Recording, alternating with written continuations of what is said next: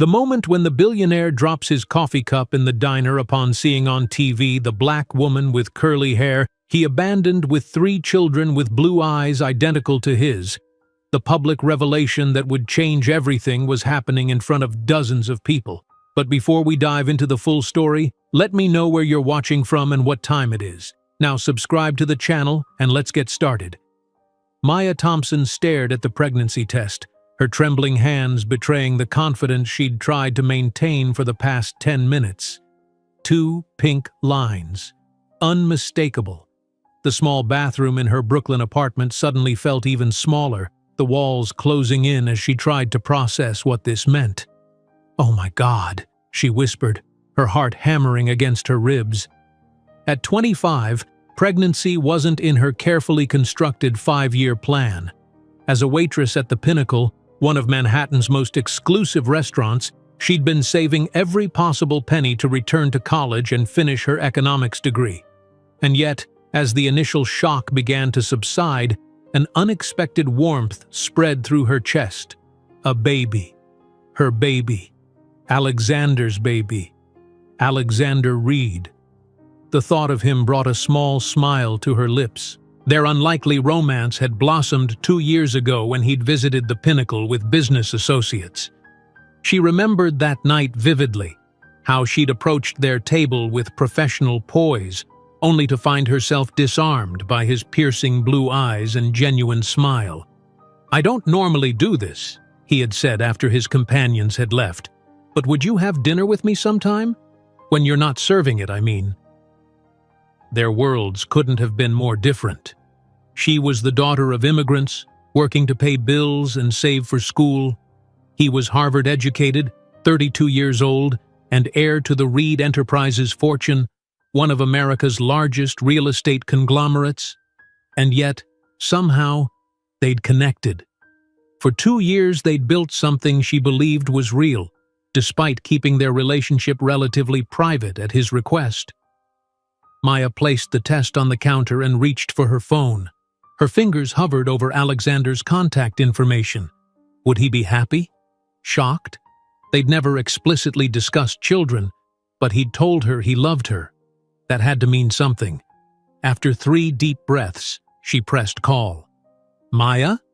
His voice was distracted, the background noise suggesting he was at the office. "Alexander, hi. Are you busy? I need to talk to you about something important." A brief pause.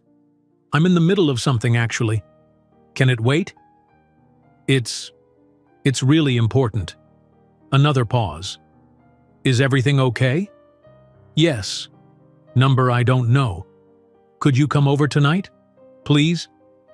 "I have a meeting that runs late, but I could stop by afterward. Is 10 too late?" "10 is perfect. Thank you." "Maya? Are you sure you're okay?" She touched her stomach gently. "I'll see you at 10. The next 7 hours passed in a blur of nervous energy. Maya cleaned her already neat apartment, changed the sheets, arranged and rearranged the small living room. She practiced what she would say, how she would tell him.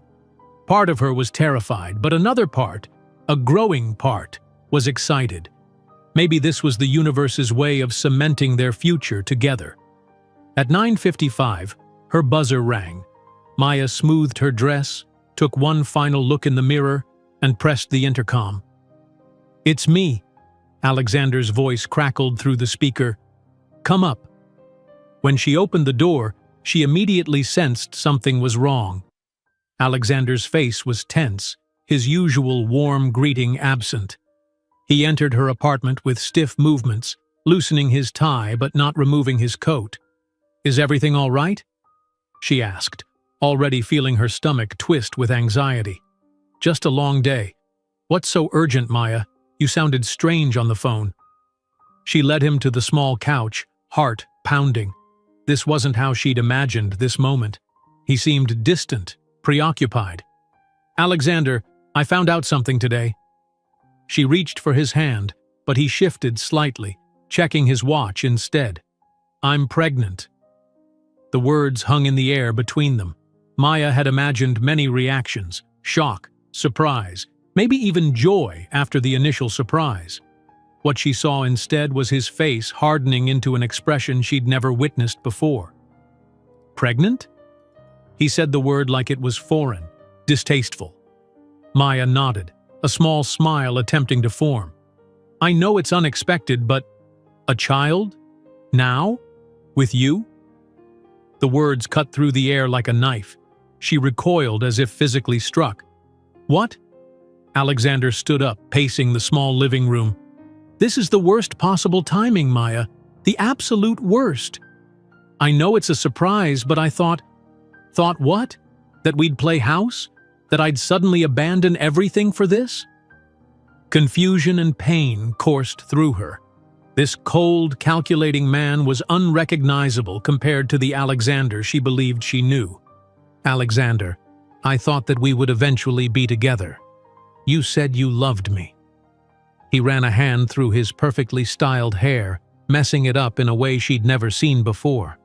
"Maya, let's be realistic here. You were fun for a while, but a child? With a waitress with no degree, no social connections, nothing to offer the Reed dynasty?" Each word landed like a physical blow. Maya felt her world tilting, reality reshaping itself cruelly around her. Alexander reached for his leather briefcase, pulling out a document folder. "Sign these papers and you'll receive $15,000 to resolve the problem and never contact me again." Horror washed over her as understanding dawned. Are you asking me to abort our baby?" "It's the sensible solution." "I won't abort our child," she whispered, voice strengthening with each word. His face darkened. "Then that's your problem. Reed Enterprises has enough lawyers to ensure you never receive a penny beyond this." He reached into his wallet, pulled out a check, and tossed it onto the coffee table. $5,000. Take it and disappear from my life." Maya stared at the check, then back at him, tears blurring her vision. "But I thought we? There is no we, Maya. You were a distraction, a miscalculation. My parents arranged my match with Cassandra Whitman since Harvard. The engagement announcement runs next week." "Engagement? You're engaged?" The betrayal was so complete, so absolute, that Maya could barely breathe. "Not officially, not until next week." He straightened his tie, the gesture so callous it made her physically ill. "This little situation needs to be handled before then." "You were with me 2 nights ago," she whispered. "You told me you loved me." "I say a lot of things to a lot of women, Maya. Don't take it personally." She stood then, anger briefly overpowering her devastation. "Get out." "Take the money, Maya. It's more than fair." "Fair? You think money makes this fair?" Alexander moved toward the door, then turned with a look of detached pity. "You have absolutely nothing special about you, Maya. No talent, no vision, no real ambition. What did you expect? That I would trade my legacy for you?" The door closed behind him with a quiet click that seemed to echo in the sudden silence of her apartment. Maya stood frozen for several heartbeats before her legs gave way. She collapsed to the floor, wrapping her arms protectively around her midsection, sobs tearing through her body. The check for $5,000 lay on the table, the price Alexander Reed had placed on her and their unborn child. In that moment of complete desolation, something hardened inside Maya. A seed of determination took root among the ruins of her broken heart. "He's wrong," she whispered to her stomach, to the life growing inside her. "We have value. We matter." Outside her window, Manhattan's lights glittered indifferently, the city continuing its endless rhythm while Maya's world lay shattered around her. What she didn't know yet was that this night of abandonment would be just the beginning, and that the worthless ones Alexander Reed had rejected would one day become his greatest regret. 2 days after Alexander's cruel departure, Maya still hadn't moved the check from her coffee table. It sat there like a malevolent presence, a physical reminder of how little he valued her and their unborn child. $5,000. The price tag he'd placed on disappearing from his life. Her phone rang for the 5th time that morning. The Pinnacle's manager, again. With leaden movements, Maya finally answered. "Hello, Mr. Donovan." "Maya, where have you been? You've missed 2 shifts without notice." "I'm sorry, I don't need excuses," he interrupted, his voice uncharacteristically cold. "I need to inform you that your services are no longer required at the Pinnacle." Maya sat up straighter. "What?" "But I've worked there for 3 years. I've never missed a shift before this week. The decision comes from above me. I'm just the messenger." His voice softened slightly. "For what it's worth, I fought against it. You were one of our best." The realization hit her like a physical blow. Alexander Reed. He did this. Mr. Donovan's telling silence confirmed her suspicion. "Your final paycheck will be mailed. I'm sorry, Maya." The line went dead. She stared at the phone in disbelief. Alexander hadn't just abandoned her. He was actively destroying her life. With no job, how would she pay rent? How would she support a baby? A wave of nausea hit her suddenly, sending her rushing to the bathroom. As she knelt on the cold tile floor, reality crashed down around her, pregnant, jobless, and alone. The following Monday, Maya sat in the waiting area of Harrison & Associates, her resume clutched in sweaty hands. The receptionist had been eyeing her suspiciously for the past 20 minutes. "Ms. Thompson?" A man in a crisp suit emerged from the inner office. "I'm David Harrison." "Thank you for seeing me, Mr. Harrison." Maya followed him into his office, hope fluttering in her chest. "Your resume is impressive. 3 years at the Pinnacle is no small feat." He leaned back in his chair. "May I ask why you left?" "I was let go, actually." "Oh?" His interest visibly sharpened. "The Pinnacle doesn't typically terminate high-performing staff. What happened?" Maya hesitated. "It was a personal matter." "I see." He studied her more carefully. "You worked closely with many high-profile clients there, correct? Including Alexander Reed of Reed Enterprises?" The name sent a jolt through her. "Yes, among others." Harrison's expression changed subtly. "Let me be direct, Ms. Thompson. I received a call this morning cautioning me against hiring you. Care to explain why Reed Enterprises would take an interest in blocking your employment?" Maya's mouth went dry. I can't." "Then I'm afraid I can't help you." He stood up. "I have valuable contracts with Reed Enterprises. I won't jeopardize them." The scene repeated itself at 4 more interviews that week. By Friday, Maya realized that Alexander had blacklisted her throughout the upscale restaurant industry in Manhattan. His reach was longer, and his vengeance more thorough than she could have imagined. 3 weeks after Alexander's departure, Maya sat in a shabby waiting room at a discount women's clinic in Queens, the only place she could afford without insurance. The paper gown crinkled as she shifted uncomfortably on the examination table. Dr. Patel entered with a gentle smile that didn't quite mask her concern. "Ms. Thompson, I've reviewed your ultrasound." "Is something wrong with the baby?" Fear gripped Maya's heart. "Not wrong, no." Dr. Patel turned the monitor toward her. "But there's something unexpected. Do you see these 3 distinct circles? Each one contains a heartbeat." Maya stared at the screen, uncomprehending. 3 heartbeats? "Yes. You're carrying triplets, Ms. Thompson." The room seemed to spin. "Triplets?" she whispered. 3 babies? "Yes. And given your current physical condition, slight anemia, elevated stress levels, this will be a high-risk pregnancy requiring specialized care." "I don't have insurance," Maya admitted. "I just lost my job." Dr. Patel's face softened with concern. "There are programs that can help, but you'll need to prioritize your health and reduce your stress levels immediately." Reduce stress. The irony might have made Maya laugh if she weren't so close to tears. By her 6th month, Maya's life had transformed into an exhausting cycle of survival. Her once slender frame now supported a dramatically swollen belly that made every movement a challenge. The 3 babies inside her seemed determined to make their presence known. kicking and shifting constantly as if to remind her they were counting on her. Her mornings began at 4:30, when she dragged herself from bed to work as a cleaning woman in a corporate building in Lower Manhattan. The supervisor had been hesitant to hire someone so obviously pregnant, but couldn't deny that Maya worked twice as hard as anyone else. "You sure you should be scrubbing floors in your condition?" he often asked, watching her struggle to reach around her belly. "I'm sure I need to eat," was her standard reply. By 11 each morning, she changed from her cleaner's uniform into the bright yellow polyester dress of Sunnyside Diner, where she worked the lunch rush until 4.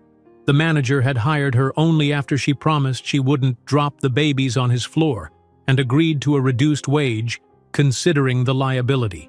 Evenings found her at a telemarketing center in a converted warehouse, where she sold magazine subscriptions until 10 at night, fighting through rejection after rejection with a voice she forced to sound cheerful despite her exhaustion. 4 hours of sleep.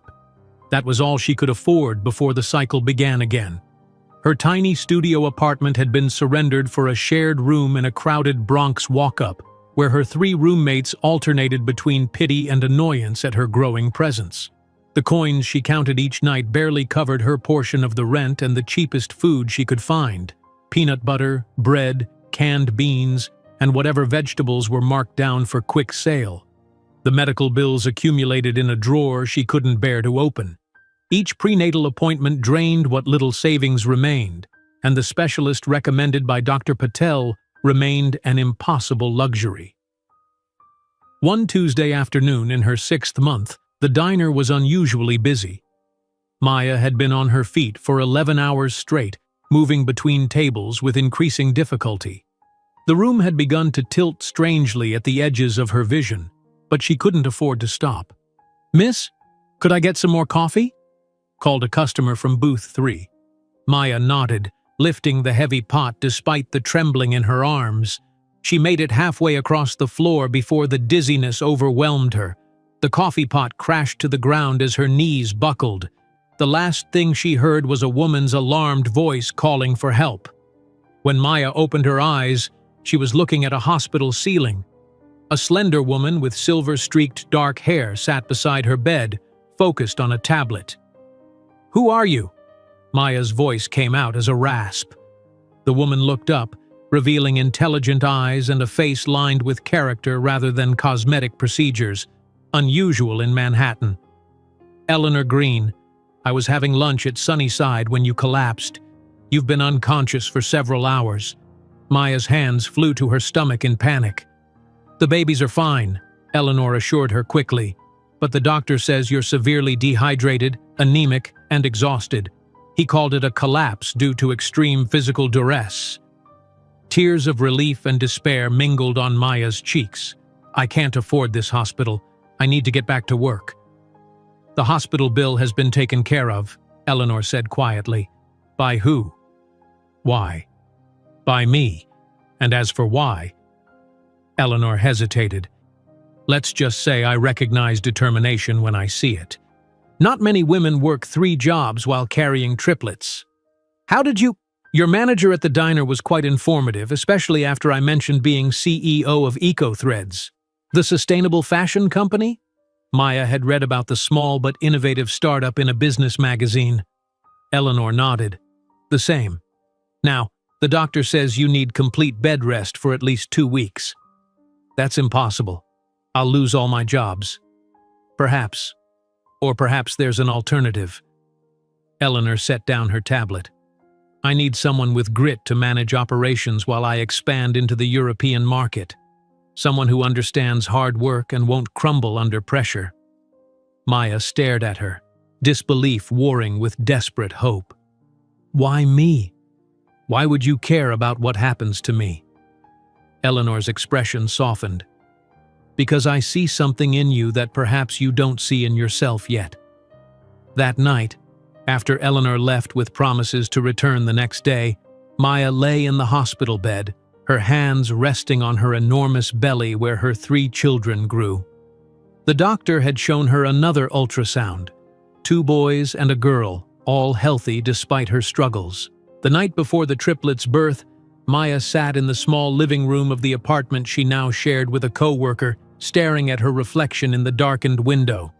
Her once simple life had become extraordinarily complicated, yet the path forward was suddenly clearer than it had ever been. Looking down at her belly, she made a promise that would define the next chapter of her life. Alexander Reed thinks we're not enough? That we have no value? I promise you, my children, that one day he'll look at us and realize he made the biggest mistake of his life.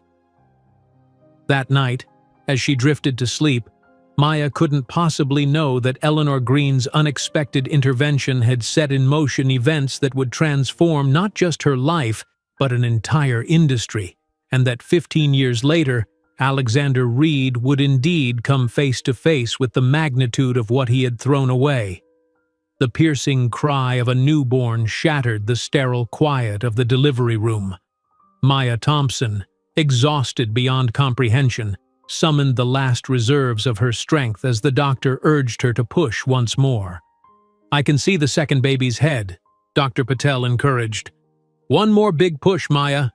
27 hours of labor had brought Maya to the absolute edge of her endurance. The first tiny infant, a boy, was already being cleaned and swaddled by a nurse in the corner. "You're doing beautifully," Eleanor Green whispered, squeezing Maya's hand. The older woman had remained steadfastly by her side throughout the ordeal, a rock of calm in the storm of pain and fear. With a guttural cry that seemed to come from her very soul, Maya pushed again. Moments later, a second wail joined the first as her second son entered the world. "Two down, one to go," Dr. Patel said with gentle humor. "Your daughter is eager to join her brothers." 15 minutes later, the final cry echoed through the room as the smallest of the triplets, a tiny girl with surprising strength in her lungs, completed the trio. Maya collapsed back against the pillows, tears streaming down her face as the nurses brought her first glimpses of her children. "They're so small," she whispered as the first baby was placed on her chest. "But perfect," Eleanor assured her. 5 pounds each for the boys and 4 pounds, 5 ounces for your daughter. Excellent weights for triplets." Maya stared in wonder at the tiny face. As the infant opened his eyes briefly, she caught her breath. Brilliant blue, the unmistakable Reed blue, stared back at her before the lids fluttered closed again. "Elijah," she whispered, the name she'd chosen weeks ago suddenly feeling absolutely right. When the second boy was placed beside his brother, she smiled. "Oliver." And finally, her daughter joined them. Amara. Elijah, Oliver, and Amara Thompson, her children, her family. As the babies were taken to the NICU for observation, standard procedure for multiples, Maya felt a mixture of crushing exhaustion and profound wonder. She had created 3 perfect human beings. No matter what Alexander had thrown away, she would ensure these children knew their worth every single day. The first 2 weeks passed in a blur of hospital rooms and NICU visits. Maya recovered slowly from the difficult delivery while her tiny infants gained strength in their incubators. Each day she spent hours beside them, reading, singing softly, or simply watching their miniature chests rise and fall with each precious breath. "You should be resting more," Eleanor admonished gently one afternoon, finding Maya sitting between the incubators with dark circles under her eyes. "I can't bear to leave them," Maya admitted. "What if they need me?" "They do need you. Healthy and strong," Eleanor replied, setting down a laptop and several file folders on the small table. "But I understand. So I thought perhaps you might want something to occupy your mind while you sit with them." Maya raised an eyebrow questioningly. "Just some supply chain projections and vendor contracts I could use help with," Eleanor explained. "Only if you're feeling up to it, of course." The opportunity to use her mind for something beyond worry and pain was unexpectedly welcome. "I'd love to," Maya said, reaching for the laptop. Over the next few days, a routine developed. Maya would split her time between holding whichever baby was allowed out of the incubator, pumping milk for all 3, and working through Eleanor's business problems. The work proved to be a balm for her wounded spirit, and her suggestions for operational improvements repeatedly surprised her new mentor. "This restructuring of the delivery schedule could save us thousands," Eleanor remarked, reviewing Maya's notes from her hospital bed. "Where did you learn to think like this?" "I was studying economics before." Maya's voice trailed off. "Before Alexander. Before her world collapsed and reformed around 3 tiny heartbeats." Eleanor squeezed her hand in understanding. "Well, it seems you have a natural talent for business operations. These are exactly the kinds of solutions EcoThreads needs." On the 15th day, Dr. Patel delivered the news Maya had been praying for. All 3 babies were strong enough to go home. The joy of this announcement was quickly tempered by the reality of what home currently meant: a shared room in a crowded apartment with 3 newborns. "I've been thinking," Eleanor said as they prepared for discharge. "My building has a vacant 1-bedroom apartment. The previous tenant was my assistant who recently moved in with her fiancé. It's not large, but it's clean and safe. The rent is reasonable and it's close to the EcoThreads office." Maya felt overwhelmed by the offer. "Eleanor, I don't know how to thank you." "Thank me by bringing those brilliant operational ideas to my company," Eleanor replied with a smile. "Besides, I have selfish motives. Having you nearby means I get to see these little ones grow." The first night at home with the triplets was both magical and terrifying. Maya had arranged the small living room corner as a makeshift nursery, with 3 second-hand bassinets Eleanor had found at a garage sale. The tiny apartment, though modest, was clean, safe, and, most importantly, hers.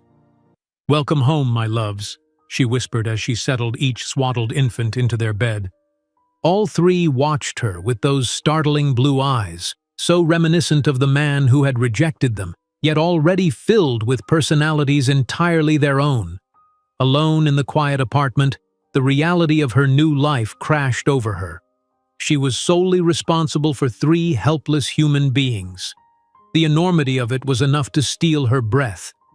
A sudden cry from Amara broke the silence, quickly followed by Oliver's wail of solidarity. As Maya rushed to soothe them, Elijah joined the chorus, and suddenly all 3 were screaming in perfect harmony. Okay," she murmured, lifting Amara with one arm while trying to rock Oliver's bassinet with her foot. "Mommy's here. We're going to figure this out together." The night became a blur of feedings, diaper changes, and brief moments of sleep snatched between the baby's needs. By morning, Maya was beyond exhaustion, her eyes burning, her body aching. When Eleanor called to check in, Maya answered with a baby at her breast, another in the crook of her arm, and the third fussing in his bassinet. "How's the first night go?" Eleanor asked cheerfully. "I think I may have made a terrible mistake thinking I could do this," Maya admitted, her voice breaking. "I'll be there in 20 minutes, Eleanor replied without hesitation. True to her word, Eleanor arrived bearing coffee, fresh pastries, and a warmth that instantly made the small apartment feel less overwhelming. She took Oliver from Maya's arm, expertly burping him while Maya finished feeding Amara. "Every new mother feels overwhelmed," Eleanor assured her. "And you have triple the reason. But you're not alone in this, Maya." As the weeks turned into months, a rhythm emerged. Maya worked remotely for EcoThreads during the baby's nap times, often with 1 or more infants sleeping on her chest while she typed one-handed on her laptop. Eleanor became a frequent visitor, sometimes bringing work to discuss, other times simply providing an extra pair of hands and adult conversation. The triplets grew rapidly, their personalities emerging distinct and clear. Elijah, the most serious and observant; Oliver, curious and always moving; Amara, determined and quick to smile. Their eyes remained that striking blue, a daily reminder of their genetic heritage, yet Maya found she no longer saw Alexander when she looked at them. She saw only her children, perfect and complete. On the night before the triplets' first birthday, Maya sat in the small living room of their apartment, watching her 3 miracles sleep side by side on a playmat. They had defied every challenge, growing from fragile preemies into robust, thriving one-year-olds. In the quiet of that moment, Maya made a promise that would shape their future. Looking at her sleeping children, she whispered words that came from the deepest part of her heart. "Alexander Reed thinks we're not enough? That we have no value? I promise you, my children, that one day he'll look at us and realize he made the biggest mistake of his life." The three small Milagers sleeping on the floor had no way of knowing that they would grow to become prodigies under the tutelage of a mother who would transform rejection into a billion-dollar empire. The three sleeping children nestled on the floor had transformed Maya's world completely. As she watched their peaceful faces, Elijah's thoughtful expression even in sleep, Oliver's perpetually moving limbs, and Amara's tiny fingers curled into a determined fist, she marveled at how 5 years had passed in what felt like both an eternity and an instant. The morning sun filtered through the curtains of their new apartment. Though still modest by Manhattan standards, the two-bedroom unit represented a significant upgrade from their previous cramped space. Maya sat cross-legged on the living room floor, surrounded by quarterly reports from eco-threads and 3 5-year-olds who were supposed to be coloring quietly while she worked. "Mommy, look!" Elijah held up a sheet of paper where he had meticulously arranged his crayons by color spectrum, then drawn precise patterns in corresponding sections. "That's beautiful, sweetheart," Maya said, genuinely impressed by his natural sense of order and mathematics. "The patterns are perfect."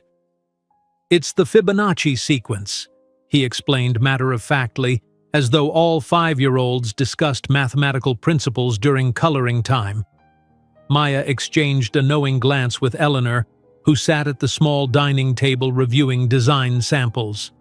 In 5 years, Eleanor had become much more than an employer. She was family, the grandmother the Triplets had never had. "Elijah," Eleanor called, "would you like to organize these fabric swatches by color gradient? I can't seem to get them quite right." His face lit up as he carefully gathered his crayons, returning each to its exact place in the box, before joining Eleanor at the table.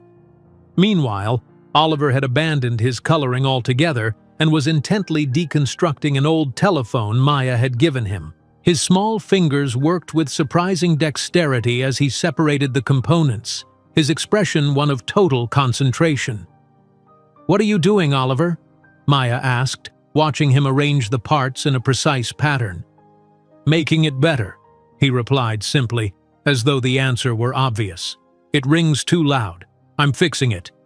Amara, not to be outdone by her brothers, had mixed watercolors in a pattern that somehow looked deliberate rather than childish.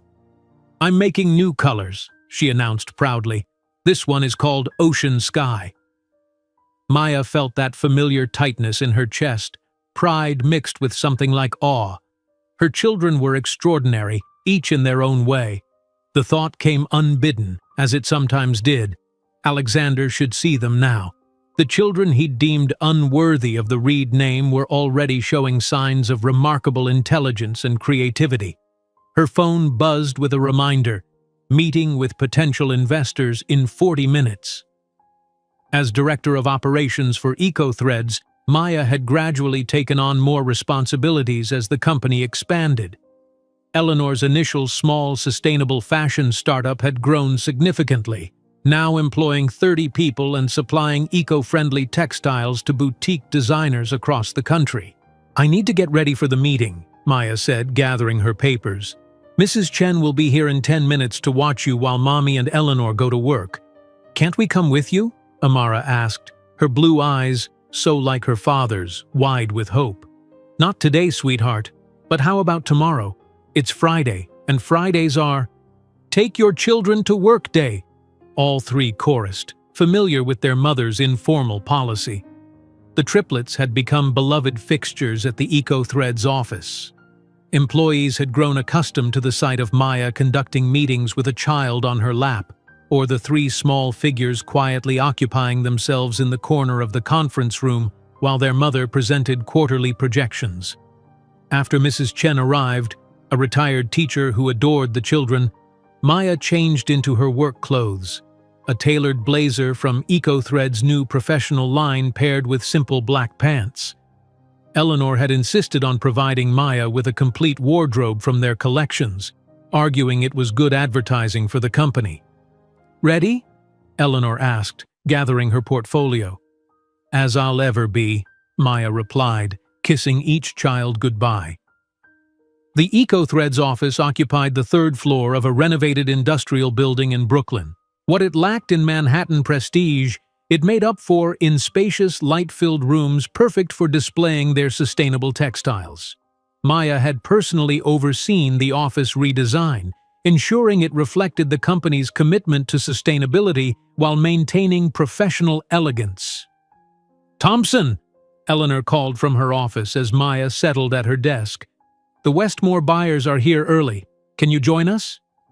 Maya grabbed her tablet and straightened her blazer. The Westmore deal represented a potentially game-changing contract, a high-end department store interested in carrying EcoThread's new consumer line.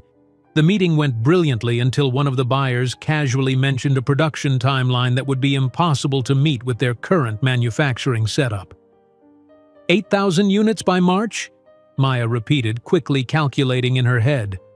"Our current capacity maxes out at 5,000 per quarter."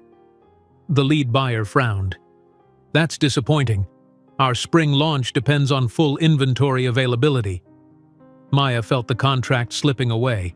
3 months of careful negotiation threatened to collapse over production capacity.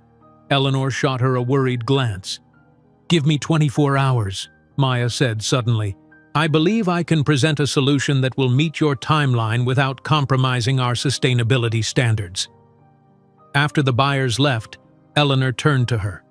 "Do you actually have a solution, or were you buying time?" "I have the beginnings of one," Maya admitted, "but I'll need to work through the night to develop it fully." That evening, after putting the triplets to bed, Maya spread papers across her living room floor. The production bottleneck had been a concern for months, but this potential contract forced an immediate solution. Somewhere around 2 in the morning, staring at supply chain diagrams and production reports, she found her answer. The next morning, Maya arrived at the office with dark circles under her eyes and all 3 children in tow. Mrs. Chen had called with a family emergency.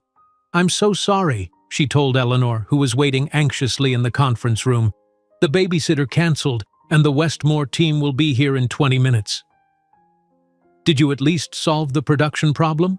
Eleanor asked. Maya smiled triumphantly. "I did. We partner with the women's cooperative in Guatemala that approached us last month.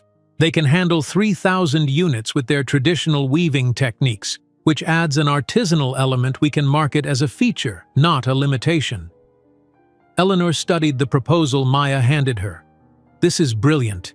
It solves our capacity issue while enhancing our ethical production story."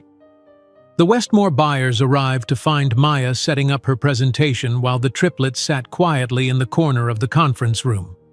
Elijah was organizing colored paper clips by size, Oliver was studying the room's ventilation system with curious eyes, and Amara was drawing what appeared to be fashion designs on her small sketch pad. "I apologize for my entourage today," Maya said professionally. "Childcare emergency." The lead buyer smiled, waving away her concern. "No apology needed. I'm impressed they're so well behaved." Maya's presentation was compelling and thorough. She outlined the hybrid production model, emphasizing how the Guatemalan partnership would actually enhance the product's market appeal through artisanal craftsmanship while meeting their production deadlines. "What's most impressive," the buyer commented as she signed the preliminary agreement, "is not just this creative solution, but that you developed it overnight while managing 3 5-year-olds. That's the kind of partner Westmore values, someone who finds solutions no matter the obstacles." After the buyers left, Eleanor hugged Maya tightly. "You just saved and transformed our company in one presentation," she said, "which is why I've been wanting to discuss something with you. How would you feel about a new title, Vice President of Operations and Innovation?" That evening, Maya celebrated with impromptu pizza night, allowing the triplets to jump on her bed in excitement, a rare exception to house rules. As they collapsed in giggles, Maya watched them with a full heart. Later, after tucking them in, she found herself looking through old photos on her phone. She paused on one from her waitressing days at the Pinnacle, her younger self smiling tentatively in the stiff black uniform. She showed the image to the drowsy triplets. "See this? This was Mommy before you were born. Look how far we've come." "You look sad," Amara observed with surprising perception. "I was a different person then," Maya admitted. "But you three changed everything." As her children drifted to sleep, Maya thought about the journey from that small Brooklyn apartment where a pregnancy test had altered her life path. While she prepared for bed, she couldn't know that in just a decade she would be commanding the empire she was helping to build, nor that the Thompson name would become synonymous with an excellence that even the Reed dynasty would envy. The photo of Maya in her waitressing uniform served as a powerful reminder of how far she had come. As the triplets drifted to sleep, she gently closed the photo album, her mind already racing with plans for EcoThread's upcoming quarter. 5 years had passed since that pivotal night with the Westmore buyers, and the company had flourished beyond even Eleanor's ambitious projections. The following morning brought a flurry of activity to the Thompson household. 10-year-old Elijah meticulously packed his math competition materials, while Oliver tinkered with what appeared to be a disassembled laptop. Amara sat cross-legged on the living room floor, surrounded by chemistry textbooks well beyond elementary school level. "Mom, can you check my presentation on the computational model?" Elijah asked, his serious blue eyes, so reminiscent of his absent father, focused intently on his tablet. "In a minute, sweetie. I need to finish reviewing these documents first." Maya's phone buzzed with an incoming call. "Eleanor, is everything okay?" "Better than okay," Eleanor's voice crackled through the speaker. "The board meeting's been moved up. They're ready to vote on the succession plan today." Maya's heart skipped a beat. For months, Eleanor had been preparing to step back from day-to-day operations of EcoThreads, positioning Maya to take over as CEO. "Today? But I thought we had another month to prepare." "Opportunity waits for no woman," Eleanor replied. "Besides, you've been running this company in all but title for the past year. It's time to make it official." 2 hours later, Maya sat in EcoThread's sleek conference room, trying to calm her racing heart as board members filed in. The company had grown exponentially from the small startup that had offered her salvation 10 years ago. Now occupying 3 floors of a renovated industrial building in Brooklyn, EcoThreads employed over 200 people and had revolutionized sustainable textiles in the American market. Eleanor entered last, her silver-streaked hair elegant in a simple chignon, wearing one of EcoThread's signature blazers. "Before we begin formal proceedings," she announced, "I'd like to say a few words." The room quieted as Eleanor moved to stand beside Maya. 10 years ago, I found a young woman collapsed from exhaustion while pregnant with triplets. That day, I made what might be the best business decision of my career. I hired Maya Thompson. She placed a small velvet box on the table. Today, I'm making my second best decision, stepping aside to let her lead EcoThreads into the future. Opening the box, Eleanor revealed a simple set of keys. "The symbolic keys to the CEO's office," she explained with a smile. "Though Maya's been running things so efficiently, I doubt she'll have time to use the actual office much." The board vote was unanimous. By noon, Maya Thompson, once dismissed as having no talent, no vision, no real ambition, had become the chief executive officer of a company valued at over $300 million. That evening, as promised regardless of the day's momentous events, Maya attended Elijah's state mathematics competition. Seated between Oliver and Amara in the school auditorium, she watched with bursting pride as her son calmly solved equations that challenged high school seniors. The winner of the New York State Junior Mathematics Championship is Elijah Thompson. The audience applauded as Elijah accepted his trophy with characteristic solemnity, only his eyes betraying his excitement. As they filed out of the auditorium afterward, Maya overheard a conversation between two competition judges. "That Thompson boy is extraordinary. Did you see how he approached the number theory problem? College-level thinking. I heard his siblings are equally brilliant. The girl's some kind of chemistry prodigy, and the other boy's a programming savant. Where do you suppose they get it from? Those kinds of minds are usually hereditary." Maya smiled to herself. If only they knew the cruel irony, that the man who had deemed these children unworthy of his name would now be confronted everywhere with evidence of their exceptional abilities. The following week brought Maya's first major test as CEO. A competitor had somehow learned of EcoThread's revolutionary new fabric formula, a breakthrough in sustainable textile manufacturing that could transform the industry, and was attempting to sabotage their production timeline to beat them to market. "We've lost the shipment of specialized bamboo fibers," Caroline, Maya's assistant, reported grimly. "The supplier claims there was a miscommunication, but our sources say rival thread doubled their price at the last minute." Maya paced her office, mind racing. The Hong Kong manufacturing facility was standing idle, and they had a multi-million-dollar order pending from their biggest client yet. "Get the team together," she decided, "and call Mrs. Chen. I need the triplets brought to the office." 3 hours later, the EcoThread's emergency response team huddled around the conference table while the triplets slept on the office sofa, having refused to go home without their mother. "It's 3 in the morning, Maya acknowledged, "and we're facing a crisis that could sink all we've built. But I refuse to accept defeat." Her eyes drifted to her sleeping children, drawing strength from their presence. "We have 48 hours to find an alternative or lose everything." The team worked through the night, with Maya occasionally checking on the triplets or covering them with her jacket. By dawn, she had formulated a daring plan. "We pivot," she announced. "Instead of hiding our setback, we leverage it. We launch a transparency campaign revealing how industry sabotage affects sustainability efforts. Simultaneously, we fast-track the hemp-based alternative we've been developing." "But that's 6 months from production readiness," her head of R&D protested. "Not anymore. We're doing it in 5 days." Maya pulled up a series of complex supply chain diagrams she'd created overnight. "I've identified 3 small batch manufacturers who can help if we reconfigure the formula slightly." The bold strategy worked. Not only did EcoThreads meet their deadline, but the transparency campaign generated enormous publicity and goodwill. The resulting Truth in Textiles initiative became a cornerstone of the company's brand identity, ultimately doubling their market share. 2 months later, Maya stood on the stage at Columbia University's business school, receiving her MBA with honors. In the audience, Eleanor sat with the triplets, all 3 impeccably dressed and beaming with pride. "Thompson, Maya Elizabeth," the dean announced, "Master of Business Administration, with highest distinction."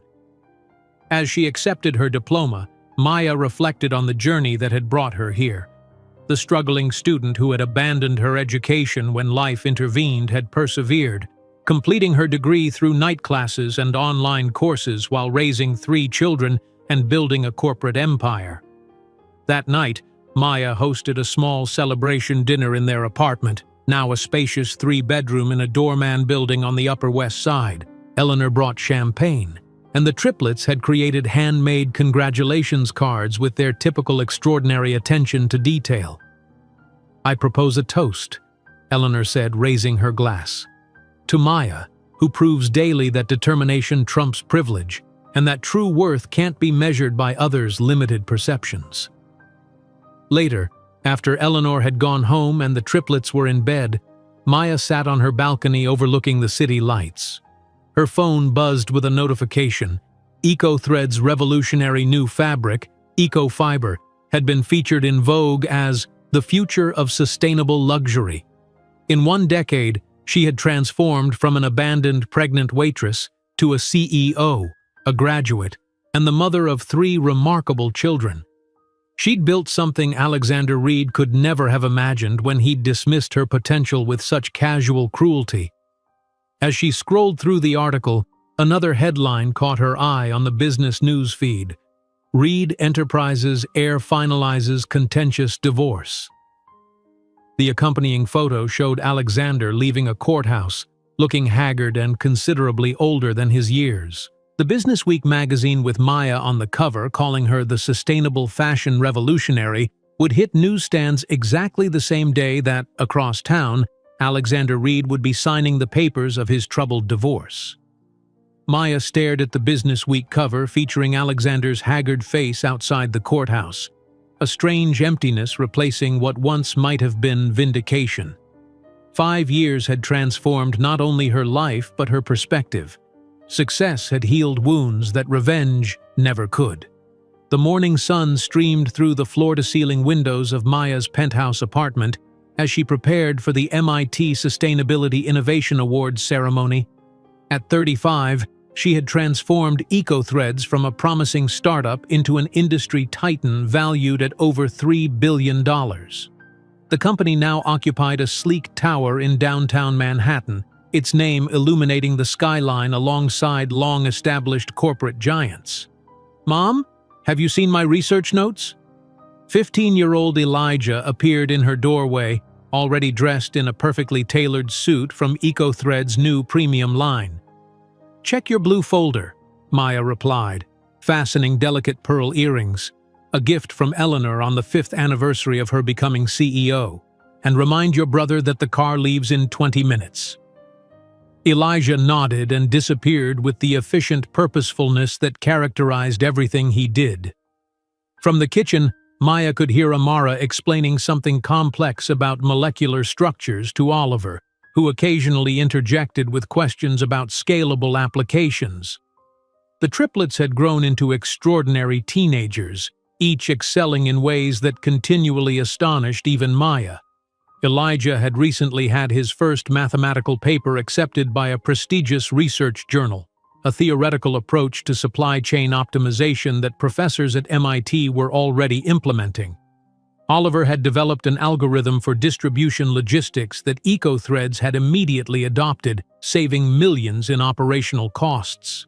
And Amara had become a fixture in the company's research lab, her intuitive understanding of chemistry yielding breakthroughs in natural dyes that senior scientists couldn't match. "Ms. Thompson?" Caroline's voice came through the apartment's intercom system. "The car is ready whenever you are, and I've loaded your presentation for the MIT ceremony. Also, Forbes just confirmed they want to feature you in next month's 40 Under 40 issue." Maya smiled. Another accolade to add to the growing collection that lined her office wall. The past year alone had brought recognition from every major business publication, environmental organization, and fashion industry authority. 2 hours later, Maya stood on the stage at MIT, accepting the Innovation in Sustainability Award to thunderous applause.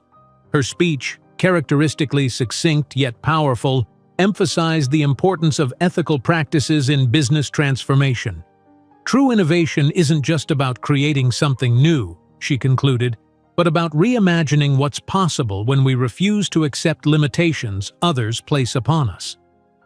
The audience rose in a standing ovation, not knowing the deeply personal meaning behind her words. As Maya returned to her seat, she squeezed Eleanor's hand in silent gratitude. Now 70 and officially retired, Eleanor remained Maya's most trusted advisor and the triplets' beloved honorary grandmother. "They love you," Eleanor whispered, "and they should. You've revolutionized an entire industry." The following week brought another milestone. The Thompson family moved into their new home, a spectacular penthouse overlooking Central Park, purchased not with inherited wealth but with the fruits of Maya's labor. As the triplets explored the space, Maya stood on the terrace, taking in the breathtaking view of the city that had once seemed so indifferent to her struggles. "What do you think?" she asked Eleanor, who had come to help them settle in. "I think Alexander Reed must wake up every morning and kick himself," Eleanor replied with characteristic directness. Maya laughed. "I stopped measuring my success against his rejection years ago." "Perhaps, but I haven't," Eleanor said with a wink. Despite the move and her increasingly demanding schedule, Maya maintained the traditions that anchored their family. Friday pizza nights remained sacred, the four Thompsons gathering in their pajamas to share stories from their week, no matter how many business crises demanded attention. "Mom, Claire Morton asked me if you'd speak at Career Day," Amara mentioned one Friday, reaching for another slice. "She said her dad reads about you in business magazines all the time." "What did you tell her?" Maya asked, curious about how her children perceived her public profile. "I said you'd probably be too busy changing the world," Oliver quipped, "but that I'd ask anyway." Maya smiled, tousling his hair. "For you three, I'll always make time." The Forbes interview the following month took place in Maya's office at EcoThreads Tower, the wall behind her desk displaying her numerous accolades alongside framed childhood drawings from the Triplets. "Ms. Thompson, your rise has been described as meteoric," the journalist began. "How did you manage to build a multi-billion-dollar empire while raising triplets as a single mother?" Maya considered the question carefully. "By refusing to accept that those two aspects of my life had to be in competition. My children aren't separate from my success. They're integral to it. Every business decision I make is informed by the world I want to create for them." "And their father? Has he attempted to reconnect since your success?" The question, though expected, still sent a brief shock through Maya's system. "My children's biological father made his priorities clear 15 years ago. He hasn't been a part of our journey, and we've been complete without him." The published profile titled "Maya Thompson from Rejection to $3.2 billion Empire" became one of Forbes's most shared articles that year. The story of the pregnant waitress abandoned by her wealthy boyfriend who went on to outshine him professionally resonated deeply with readers. At a charity gala the following month, Maya overheard snippets of conversation as she navigated the crowd of New York's elite. "That's Maya Thompson," whispered a woman in diamonds. "They say her company is now worth more than Reed Enterprises." "I heard the Triplets are some kind of geniuses," replied her companion. "All three of them. Apparently they've been accepted to every Ivy League for early admission programs." "Did you know Alexander Reed is their father? Abandoned her when she was pregnant? Now look at her, worth twice what he is." Maya moved past them with practiced grace, pretending not to hear. What they didn't understand was that her success had never been about outperforming Alexander. It had been about proving her own worth to herself. Later that evening, a man approached Maya at the bar. "Thomas Whitfield, Venture Capital. I believe we have a mutual acquaintance, Alexander Reed." Maya maintained her professional smile. "Mr. Whitfield, lovely to meet you. I was just at a gathering where your name came up. Alex seemed quite affected by the recent Forbes piece about you." "Did he?" Maya replied neutrally, though her heart quickened slightly. "How interesting." "Quite. He mentioned something about regrets and missed opportunities." Whitfield studied her reaction. "Just thought you might want to know your story has made quite an impression in certain circles." The encounter left Maya unsettled, bringing back memories she'd thought long buried. That night, after checking on the sleeping triplets, still a habit even with teenagers, she confided in Eleanor over late-night tea. "I thought I was past all this," she admitted. "Why should it matter what he thinks now?" "Because validation, even from those who hurt us, can be seductive," Eleanor replied wisely. "Just remember, his recognition doesn't add any value to what you've built." The following week, Maya received an official invitation to be the keynote speaker at the prestigious Business Leaders Forum in Boston, the most elite gathering of corporate power in the country. "You have to accept," Caroline insisted. "It's the most exclusive business event of the year." Maya scanned the invitation, noting the list of sponsors. Her heart stuttered when she saw Reed Enterprises among them. "I'll think about it," she said non-committally. That evening, the triplets cornered her in the kitchen as she prepared dinner. "We heard about the forum invitation," Elijah began. "We think you should go," continued Oliver. "And we want to come with you," Amara finished. "It's during spring break, and we've never seen you speak at something that important."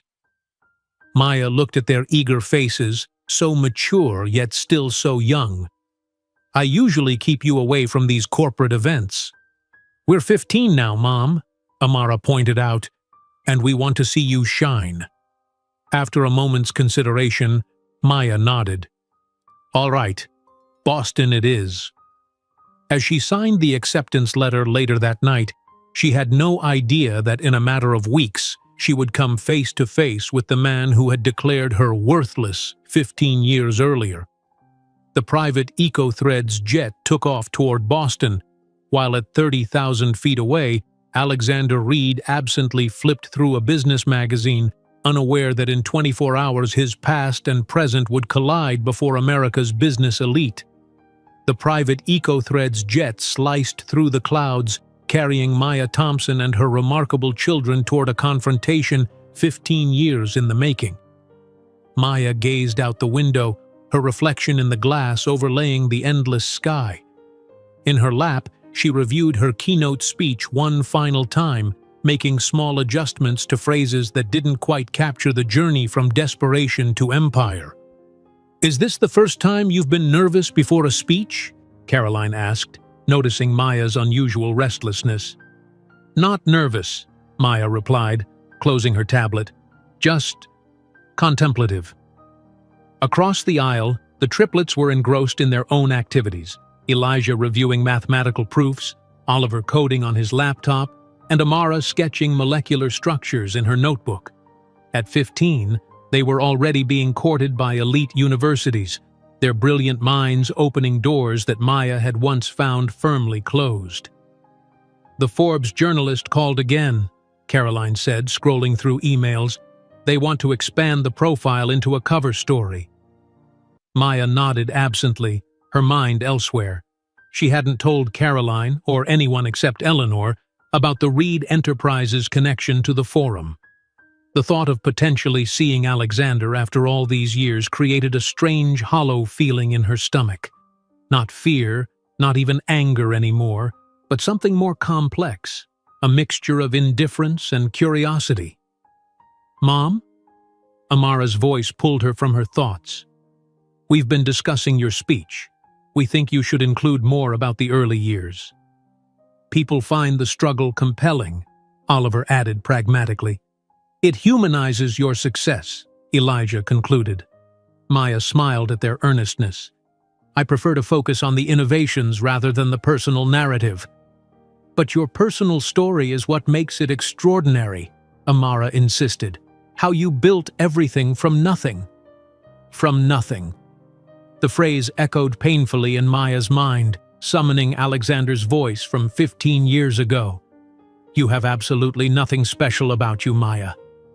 "We'll see," she said softly, returning to her speech. Meanwhile, in a corner office of Reed Tower in Manhattan, Alexander Reed stared grimly at the quarterly reports spread across his desk. At 47, he had maintained the handsome features of his youth, though stress had etched permanent lines around his eyes and silver threaded prominently through his temples. The Reed Enterprises logo loomed behind him, a reminder of the dynasty he'd been born to protect and expand. "The investors are getting restless," his CFO reported. 3 consecutive quarters of declining profits isn't the Reed standard they've come to expect. Alexander straightened his Italian silk tie, a gesture that had become almost compulsive under stress. "The Boston Forum will change that. Our new development project unveiling will restore confidence." "About the Forum," his assistant interjected, "the final speaker lineup has been confirmed. You'll be presenting right before the keynote." "And who's the keynote again?" "Maya Thompson, CEO of EcoThreads." Alexander froze momentarily. "Thompson, the sustainable fashion company?" "Yes. Quite the success story, apparently. Started as a small eco-friendly textile supplier, and now they're valued at over $3 billion. The CEO has become something of a business celebrity, single mother of triplets who built an empire while—" "I know who she is," Alexander cut him off sharply, memories suddenly flooding back. It couldn't possibly be the same Maya. His Maya had been a waitress with no particular talents or ambitions, certainly not CEO material. He pulled up his tablet and searched her name. The images that appeared made his blood run cold. Maya Thompson, looking polished and confident, accepting a business award. Maya Thompson in a Wall Street Journal profile. Maya Thompson with 3 teenage children at a charity gala. The teenagers. Even in the small image, he could see it. The unmistakable reed blue eyes staring back at him from 3 young faces. "Sir, are you all right? You've gone pale." Alexander dismissed his team with a brusque wave. Alone in his office, he enlarged the photo of Maya and the triplets, studying the children's features with growing disbelief. The boys had his jawline, his height. The girl had his eyes and the distinctive arch of eyebrows that had marked Reed family portraits for generations. His phone buzzed incessantly. His current wife, 26-year-old Vanessa, sending multiple texts about their upcoming anniversary trip. He ignored them, scrolling instead through more images of Maya's transformation from the struggling waitress he'd discarded to the powerful CEO who now outranked him on most influential business lists. How had this happened? The woman he'd deemed worthless now commanded an empire larger than his own. The children he'd rejected as unworthy of the Reed name were apparently extraordinary. It defied everything he'd believed about pedigree and potential. His phone rang, his lawyer this time. "Alexander, we need to discuss the prenup situation with Vanessa. She's making noise about renegotiations again." "Not now," he snapped, ending the call. That evening, as Alexander's private jet headed toward Boston, he found himself obsessively reading every article about Maya Thompson he could find. The story was always framed the same way. Brilliant entrepreneur overcomes adversity to build sustainable empire while raising 3 gifted children alone. The father was never mentioned, a conspicuous absence that somehow felt more damning than any direct accusation. On the other side of the country, Maya sat in her hotel suite in Boston, finalizing her presentation while the triplets explored the adjoining suite. "Mom, did you know there's a pool on the roof?" Oliver called excitedly. "Yes and no. You may not go swimming at 11 at night," she replied without looking up. "Can we at least order room service?" Amara negotiated. "We're starving after that flight." Maya smiled, setting aside her work. "Fine, but remember we have an early morning." As the triplets debated menu options, Maya's phone lit up with Eleanor's face. "How are you holding up?" Eleanor asked without preamble. "I'm fine. Why wouldn't I be?" "Because tomorrow you'll likely see the man who told you that you had no value, no talent, and no future. And you'll be seeing him while standing on stage as one of the most successful CEOs in America." Maya sighed. "I've thought about this moment for 15 years, Eleanor. Imagined what I'd say, how I'd feel. But now that it's here, I realize something. He doesn't matter anymore. He hasn't for a long time." "That's very evolved of you," Eleanor said skeptically. "It's not forgiveness," Maya clarified. "It's perspective. I built this life despite him, not because of him." After the call ended, Maya found herself drawn to the window, gazing at the Boston skyline.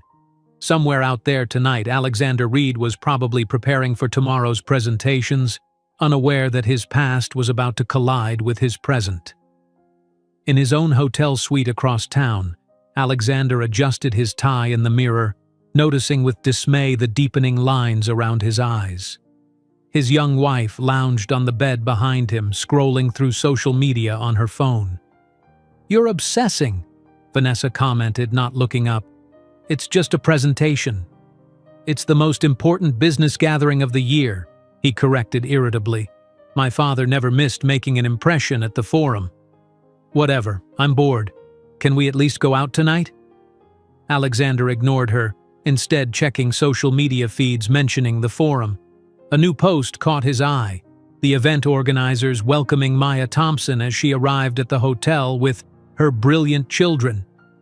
The accompanying photo showed Maya in an elegant pantsuit from her company's collection, flanked by 3 teenagers whose features sent another shock of recognition through him. He zoomed in on the image, studying the teenagers' faces. There was no denying it now. Those were his children, his blood. The Reed lineage continued not through his failed marriages, but through the very woman and children he had discarded as worthless. Alexander closed the app and stared at his reflection again, a strange hollowness expanding in his chest. Tomorrow, he would come face to face with the family he'd rejected. The woman he'd abandoned had transformed herself into Maya Thompson, business icon, and the children he'd never met carried his eyes, his features, his genetic legacy, all without his name or his influence.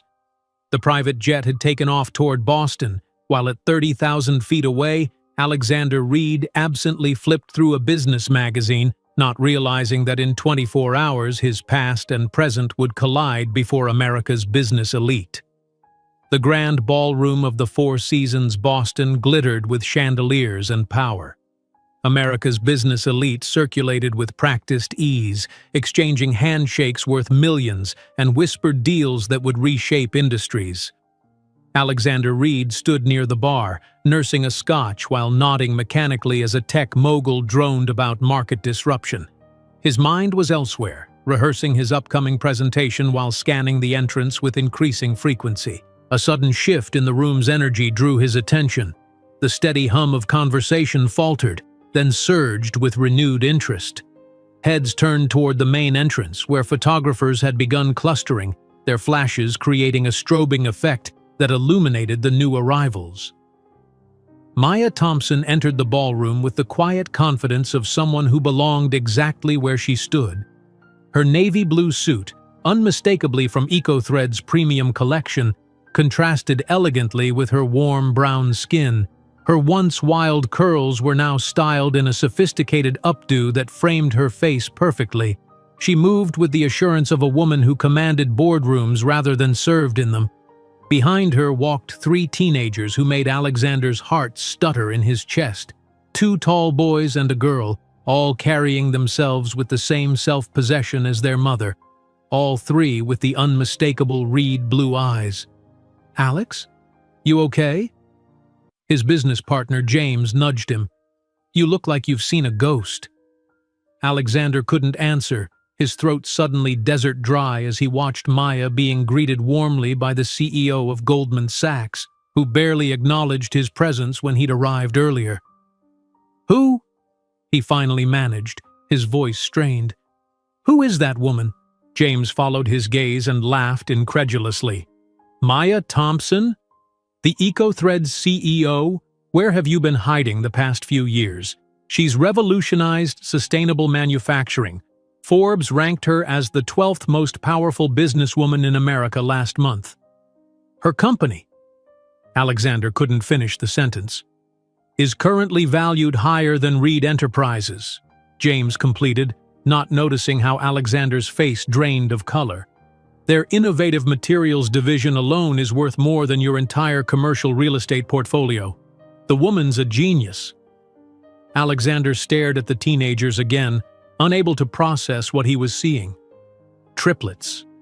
Maya had been carrying triplets when he'd callously discarded her with a $5,000 check. His children, Reed heirs, had grown up without his name, his influence, his wealth. Yet somehow they exuded a confidence and poise that many of his business associates' pampered offspring lacked. "I need to speak with her," Alexander muttered, setting down his drink. "Good luck. Her calendar's probably booked 6 months out. Even getting her assistant's assistant to return a call is considered a win in most circles." Alexander moved through the crowd with growing urgency, his heart hammering against his ribs. 15 years of certainty. That he'd made the right choice, that Maya had been beneath his station, that his legacy required a more suitable match, crumbled with each step.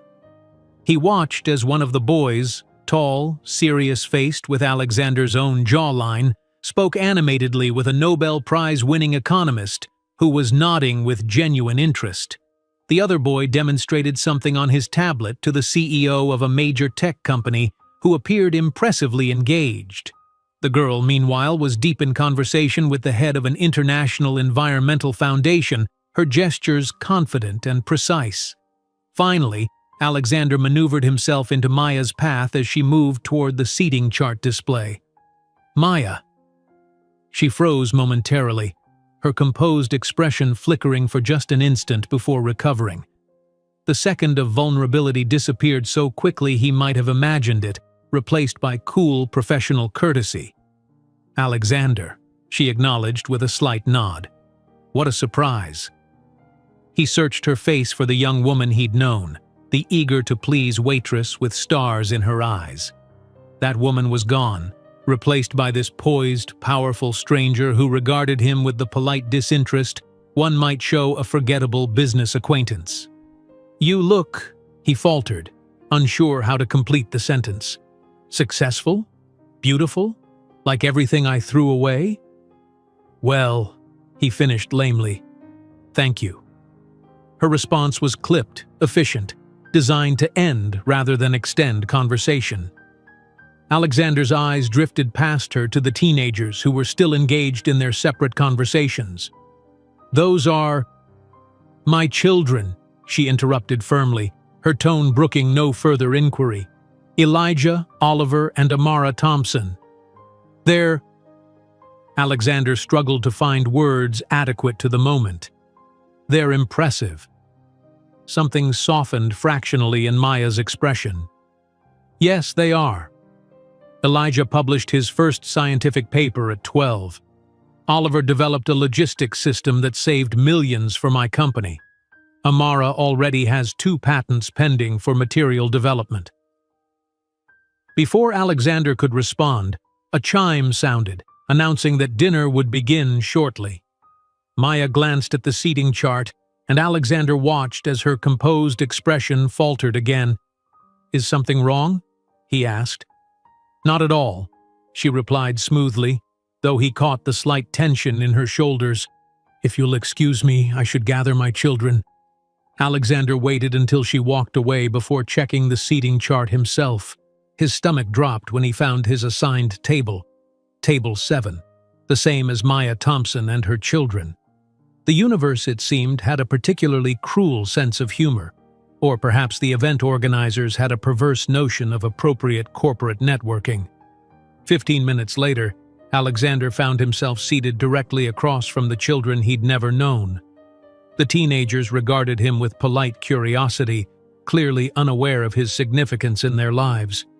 Maya, seated between Elijah and Amara, maintained perfect composure, though Alexander noticed she never quite met his eyes.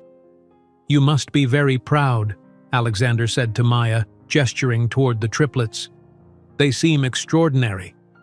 "They are," she replied simply, before turning to introduce Elijah to the venture capitalist on her right. Alexander watched as the 3 teenagers effortlessly engaged the accomplished adults around them. Elijah discussed economic theory with a Federal Reserve Board member, demonstrating an understanding that belied his 15 years. Oliver explained some technological concept that had the tech entrepreneur beside him nodding enthusiastically and exchanging contact information. Amara conversed in flawless French with an international fashion designer who appeared genuinely impressed by her insights on sustainable materials. "Your mother must be quite remarkable," Alexander said to Amara during a lull in conversation, desperate to establish some connection. The girl's blue eyes, his own eyes, regarded him thoughtfully. "She's our hero," she replied with simple sincerity. "She built an empire while raising us alone." The statement, delivered without drama or accusation, felt like a knife between his ribs. Alexander glanced at Maya, who was listening to Elijah explain something to their table mates, her face illuminated with pride. "You never," he began hesitantly, looking between the 3 teenagers. "You never felt the absence of a father?" The triplets exchanged confused glances at this oddly personal question from a stranger. "Our mother was everything we needed," Oliver answered with a slight shrug. "She taught us that family isn't defined by traditional configurations, but by love and presence." The pointed emphasis on presence wasn't lost on Alexander. These children had grown up without material want, despite his absence. And worse, they appeared to have thrived emotionally as well. The narrative he'd constructed to justify his abandonment, that they would have suffered without the Reed advantages, disintegrated in the face of their evident success and stability. Before he could respond, the forum's director approached the podium to introduce the evening's keynote speaker. Alexander's stomach twisted as Maya rose gracefully from her seat, accepting the enthusiastic applause with a modest nod. Under the bright stage lights, Maya commanded attention without demanding it. Her voice, once soft and sometimes uncertain, now resonated with authority as she detailed EcoThread's journey from struggling startup to industry leader. 15 years ago, she said, her gaze briefly finding Alexander's in the audience, I was told by someone that I had nothing special to offer the world, that I lacked talent, vision, and real ambition. Today, I lead a company that has transformed its industry, employs thousands, and is valued in the billions. Sometimes the people who judge your worth simply lack the capacity to see your potential. Alexander felt every word like a physical blow. Around him, audience members nodded appreciatively, unaware they were witnessing not just a business speech but the final verdict on a personal betrayal 15 years in the making. During the question and answer session, a journalist raised his hand. Ms. Thompson, you've become an icon for solo parent entrepreneurs. Did your children's father ever try to be part of their lives after you became successful? A tense silence blanketed the ballroom. Alexander felt gazes shifting toward him.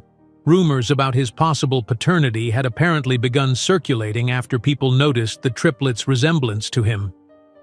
The man who biologically contributed to my children's existence made a very clear choice 15 years ago, Maya answered with dignity. He explicitly stated that he wanted no responsibility for children he considered unworthy of his family legacy. I continue to respect that choice. My children have everything they need. Alexander felt his world crumbling as whispers filled the room. Several attendees connected the dots, remembering the sudden cancellation of his first engagement 15 years earlier, precisely when Maya would have been pregnant. Smartphones discreetly pointed in his direction, capturing his devastated expression. While smartphones captured Alexander's devastated expression and whispers filled the room, Maya didn't realize that in a few hours she would be face to face with the man who had declared her worthless 15 years before. As smartphones discreetly captured Alexander's devastated expression, the whispers around him grew louder, more insistent. Executives who had greeted him warmly an hour earlier now cast sideways glances, their respect visibly diminishing. The revelation hung in the air like smoke. Alexander Reed, scion of the Reed dynasty, had abandoned his pregnant girlfriend and the children who now, ironically, outshone him in every measurable way. Maya concluded her speech to enthusiastic applause, her poised exit from the stage revealing nothing of the turmoil beneath her calm exterior. Her children stood as she returned to the table, their faces beaming with pride. Alexander remained seated, immobilized by the public unraveling of his carefully constructed persona. "You were brilliant, Mom," Amara whispered, embracing Maya tightly. "Absolutely crushed it," Oliver added with a grin. Elijah, ever observant, glanced at Alexander's stricken face, then back to his mother. "Everything okay?" he asked softly. Maya nodded, touching his shoulder reassuringly. "Perfect. The reception's starting soon. Shall we mingle?" As they moved away from the table, Alexander finally found his voice. "Maya," he called, his tone urgent. "Could I speak with you?" "Privately?" She turned, her expression professionally neutral. "I have commitments this evening, Alexander. Perhaps another time." "Please," he said, the desperation in his voice drawing curious glances from nearby tables. "Just 5 minutes." The triplets exchanged confused looks. "Mom?" Amara questioned, her intuitive sensitivity picking up on the undercurrents. "It's fine," Maya assured them. "Why don't you three head to the reception? I'll join you shortly." After the teenagers reluctantly departed, Maya faced Alexander, maintaining a careful distance. 5 minutes, she stated, her tone making it clear this was a professional courtesy, nothing more. They moved to a quiet alcove off the main ballroom, away from prying eyes and eager smartphones. Alexander loosened his tie, suddenly finding it difficult to breathe. "Those children," he began, his voice unsteady. "They're—" "Yes," Maya confirmed simply. "They are. Why didn't you ever tell me they were triplets?" The question hung between them, so absurd in its self-centeredness that Maya almost laughed. "You explicitly told me you wanted no information, Alexander. You left a $5,000 check and declared we had concluded our business." "I was young, Maya, stupid and arrogant. And I was pregnant, alone and abandoned," she replied calmly. "I had to choose between food and rent those first months. I worked 3 jobs until I collapsed from exhaustion. You didn't just reject me, Alexander. You actively destroyed my life, ensuring I was fired from the restaurant." Alexander's face contorted with shame. "I want to know them. They're my children too." "No, Alexander. They're my children. You're merely the genetic donor who opted out of participation. Legally, you relinquished any rights when you signed those documents stating you wanted no involvement. I could sue for parental rights," he threatened, a flash of the old Alexander emerging briefly. Maya smiled with quiet confidence. "Try. I have 15 years of evidence documenting your abandonment, including the original papers you signed renouncing paternity. I wonder how your shareholders would react to that public scandal." Alexander's phone vibrated incessantly in his pocket. His lawyer, no doubt, with updates on the damage already spreading through business circles. The news had traveled faster than either of them could have anticipated. "They're extraordinary, Maya," he said, his voice softening.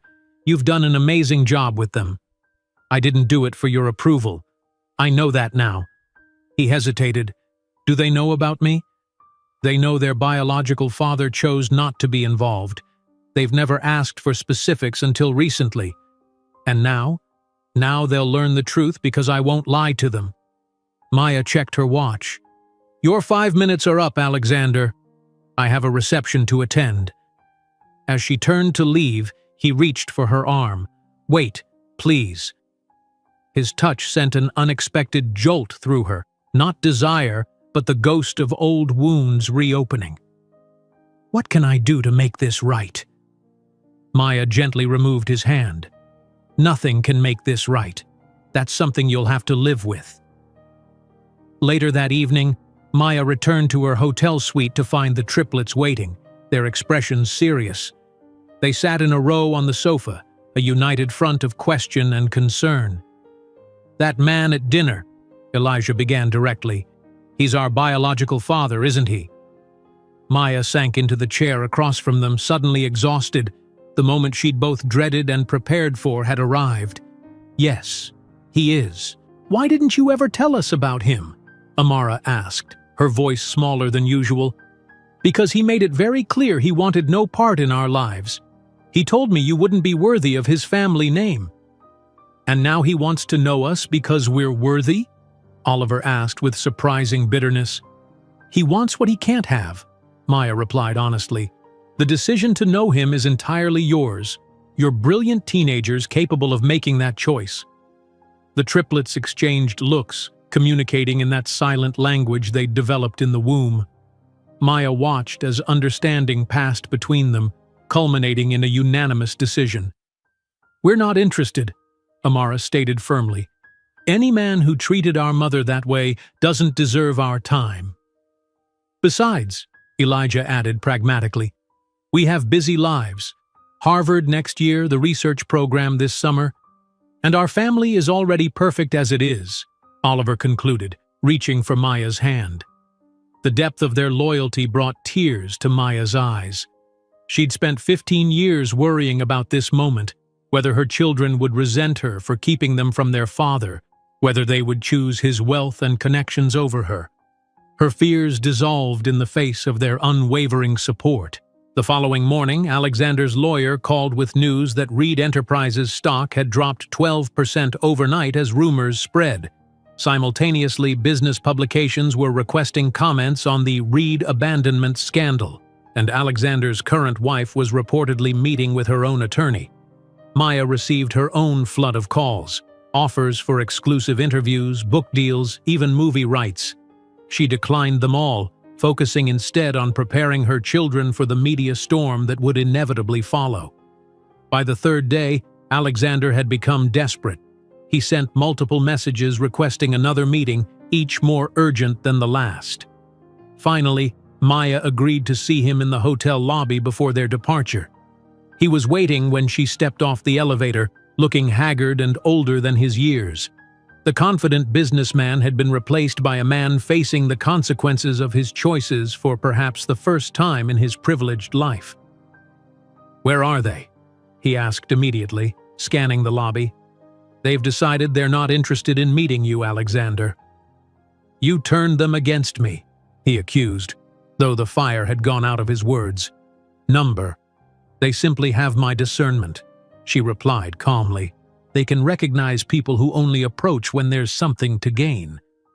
"I've changed, Maya. I can offer them so much, offer you so much. We could try again." He reached for her hand. Maya stepped back, not with anger but with complete indifference. "That's the saddest part, Alexander. You still don't understand. We don't need anything you can offer. I built a life, a fortune, and a complete family without you. What can I do?" he pleaded. "Nothing. And that's your true punishment. Not the scandal, not your dropping stock prices, not your canceled engagement. It's knowing that when you threw away the waitress with no value, you threw away the greatest opportunity of your life." Outside the hotel, Maya found her children waiting in the company limousine. Eleanor sat beside them, having flown in overnight when the news broke.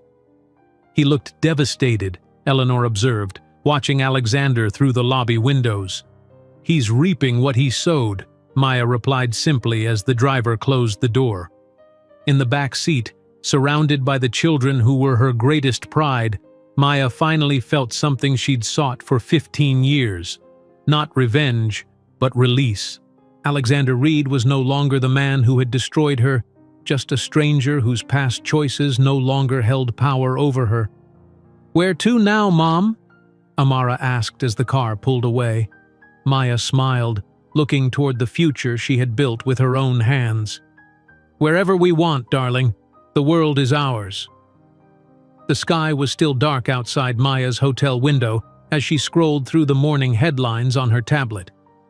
"Reed Enterprises heir exposed, abandoned pregnant waitress.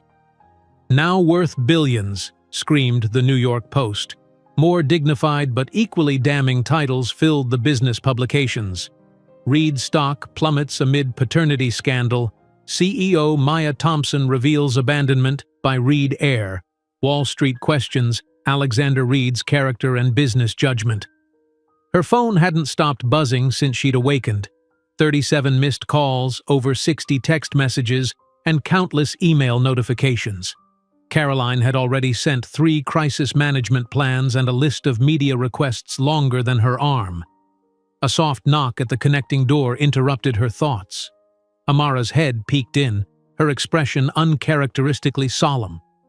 "Everyone's talking about us online," she said quietly. "There are photographers downstairs." Maya set down her tablet and opened her arms. Amara crossed the room and curled against her mother's side, suddenly looking much younger than 15. "I'm sorry you're all caught in the middle of this," Maya whispered, stroking her daughter's hair. "We're not sorry," came Oliver's voice as he and Elijah appeared in the doorway. "We've been reading about him, about what he did to you." Elijah's expression was contemplative. "The math doesn't lie. $5,000 for 3 human lives. That's how little he valued us." Maya felt her heart constrict.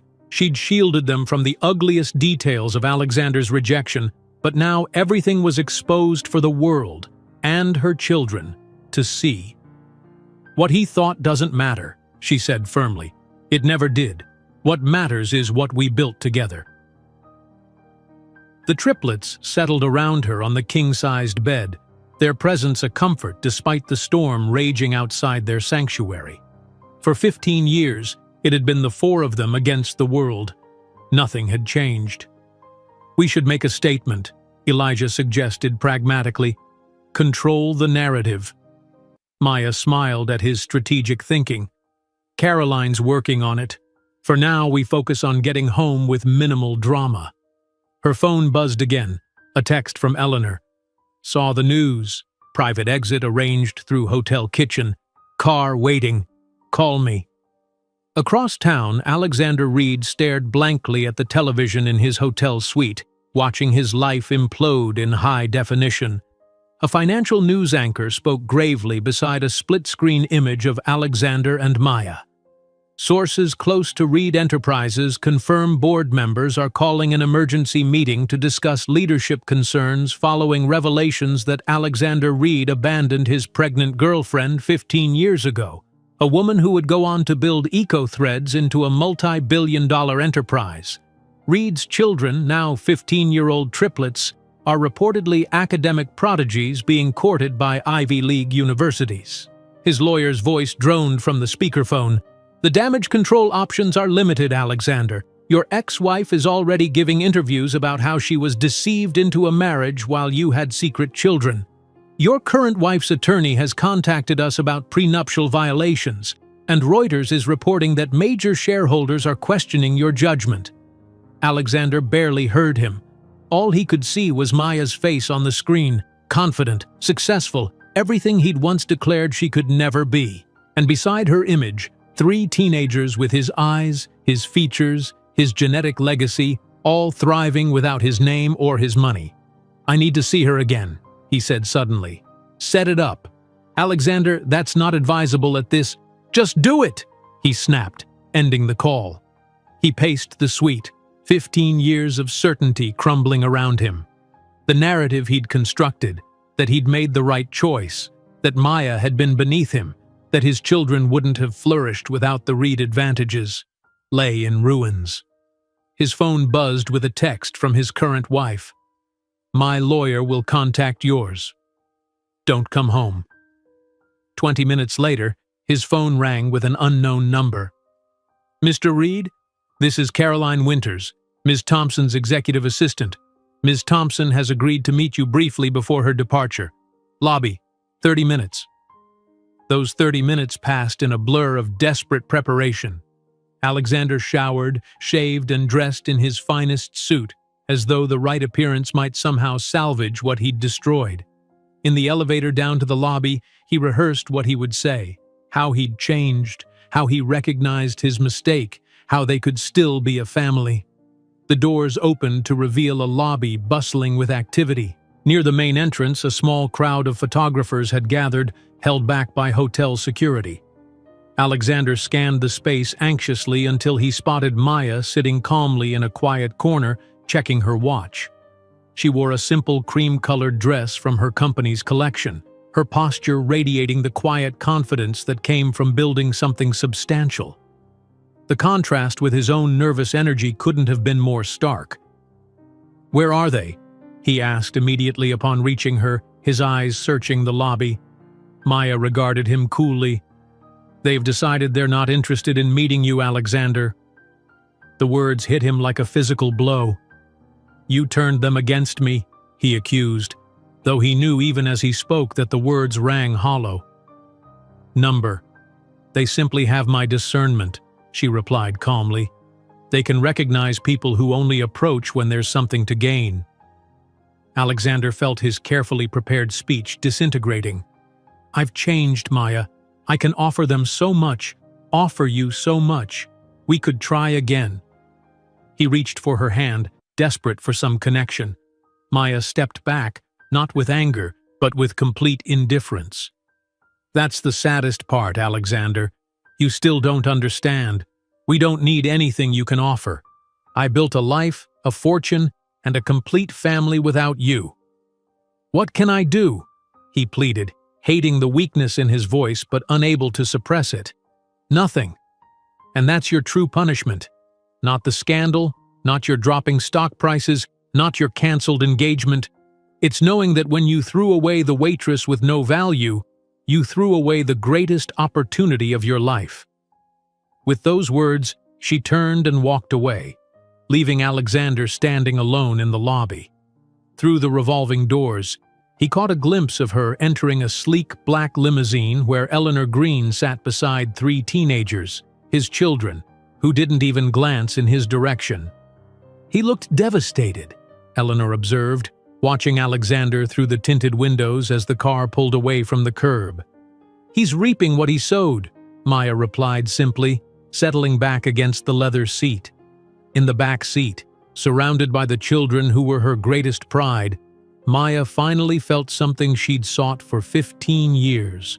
Not revenge, but release. Alexander Reed was no longer the man who had destroyed her, just a stranger whose past choices no longer held power over her. "Where to now, Mom?" Amara asked as the car merged into traffic. Maya smiled, looking toward the future she had built with her own hands. "Wherever we want, darling. The world is ours." 2 weeks later, the media frenzy had largely subsided. Maya sat in her office at EcoThread's tower, reviewing acquisition proposals for a sustainable cotton producer in Egypt. The view from her window encompassed the Manhattan skyline, a constant reminder of how far she had come from that small Brooklyn apartment where she'd once cried on the floor, abandoned and pregnant. Eleanor entered without knocking, waving a newspaper. "Have you seen this?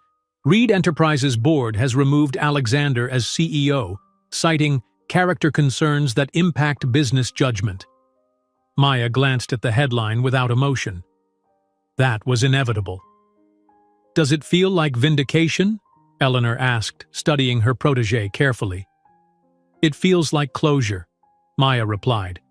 "His choices destroyed him, not me. That's the difference between us. I built something lasting. He only inherited." That evening, Maya arrived home to find the triplets gathered around the dining table, laptops open, engaged in animated discussion. "What's this conspiracy I'm walking into?" she asked lightly, setting down her briefcase. "We've been thinking," Elijah began, always the spokesperson for their collective ideas, "about starting a foundation." "The Thompson Opportunity Foundation," Oliver continued, "for single parents with entrepreneurial potential. Providing grants, mentorship, and childcare support," Amara finished. "We've already drafted a business plan." Maya studied their eager faces, overcome with pride. These extraordinary young people could have chosen bitterness or entitlement after learning the truth about their father. Instead, they'd chosen to create opportunity for others. "I think it's perfect," she said, her voice thick with emotion. "Absolutely perfect." Years later, when the EcoThreads became the most valuable company in its sector and the Thompson triplets revolutionized their respective fields, people would still comment about that night in Boston, not as the moment when Alexander Reed lost everything, but as the day when Maya Thompson finally proved, to the world and to herself, that her value had always been beyond any measure he could comprehend. If you enjoyed today's video, I'm sure you'll love the next one. Don't waste time. Just click on the screen.